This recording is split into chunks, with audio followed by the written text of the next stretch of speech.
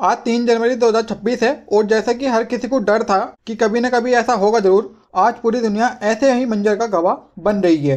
Now south America का देश Venezuela इस वक्त जल रहा है क्योंकि आज सुबह ही अमेरिका ने वेनेजुएला की राजधानी काराकस पर भीषण हवाई हमले शुरू कर दिए हैं। और ये कोई छोटे मोटा बॉर्डर पर किया गया अटैक नहीं है, सीधा एक संप्रभु देश की राजधानी पर ऑल आउट बॉम्बिंग है।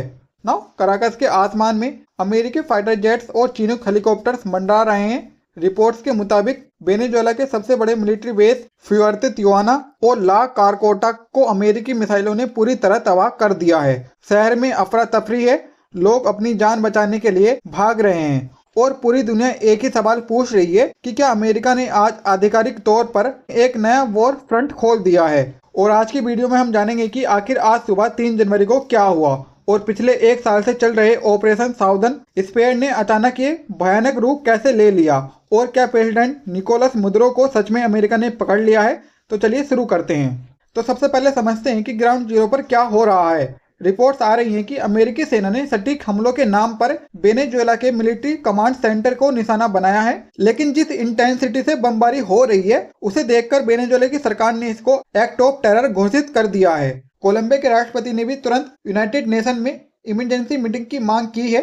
उनका कहना है कि एक भरे पूरे शहर पर बम गिराना अंतर्राष्ट्रीय कानूनों की धज्जियां उड़ाना है, लेकिन अमेरिका ने इसे कैसे सही ठहराया। तो याद कीजिए 2025 की शुरुआत में जब डोनाल्ड ट्रंप दोबारा सत्ता में आए थे तो उन्होंने साफ कर दिया था कि वेनेजुएला के ट्रेन डी एरेगोआ गैंग और मदुरो सरकार को वे अलग अलग नहीं मानते। अमेरिका का कहना है कि वेनेजुएला एक नार्को स्टेट बन चुका है जो अमेरिका में ड्रग्स और क्रिमिनल एक्सपोर्ट कर रहा है।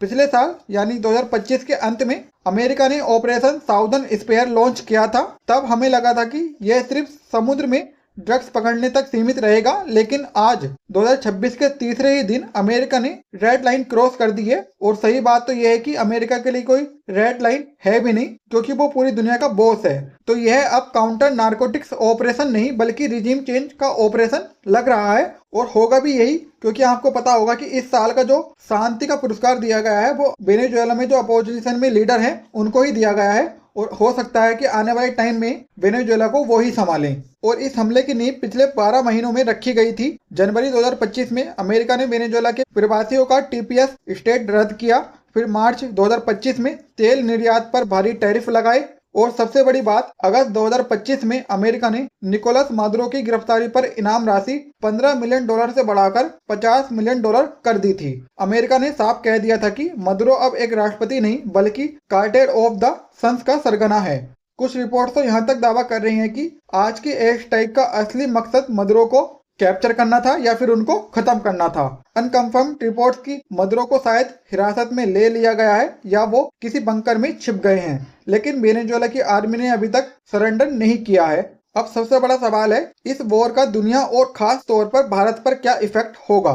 तो भारत के लिए एक खबर बहुत ज्यादा मायने रखती है। इसका सबसे बड़ा कारण है कच्चा तेल। वेनेजुएला के पास दुनिया के सबसे बड़े ऑयल रिजर्व हैं। अगर वहां पर ये वॉर चलता है या फिर सिविल वॉर होता है तो ग्लोबल ऑयल सप्लाई चेन टूट सकती है और इसका सीधा असर पेट्रोल डीजल की कीमतों पर पड़ेगा, जो भारत जैसे देशों के लिए एक चिंता का विषय है। दूसरा पहलू है प्रेसिडेंट यानी नजीर। अगर अमेरिका 2026 में किसी भी देश की राजधानी पर ऐसे ही खुलेआम बमबारी कर सकता है तो चीन जैसे देश इसे अपने एग्रेशन के लिए एक बहाने के तौर पर इस्तेमाल कर सकते हैं। जियोपॉलिटिक्स में माइट इज राइट का यह नंगा नाच छोटे और विकासशील देशों के लिए डरावना है और फिलहाल चीन और रूस की तरफ से कोई इस हमले पर प्रतिक्रिया नहीं आई है, जो हैरान करने वाली है। शायद वो भी अभी सिचुएशन को समझने की कोशिश कर रहे हैं। नाउ तो अगले 24 घंटे बहुत ज्यादा क्रिटिकल होने वाले हैं। हमें देखना होगा क्या मदुरो की सरकार गिर जाएगी या फिर यह हमला वेनेजुएला को एक लंबे गोरिल्ला वॉर में धकेल देगा। जैसे ही कोई ये बड़ी अपडेट्स आएगी हम उस पर भी बात करेंगे। नाउ तो इस पर आपका क्या मानना है कि क्या अमेरिका का यह कदम आतंकवाद के खिलाफ जरूरी कार्रवाई है या फिर एक संप्रभु देश पर अवैध कब्जा? कमेंट्स में अपनी राय जरूर बताएं। Thank you. जय हिंद, जय भारत।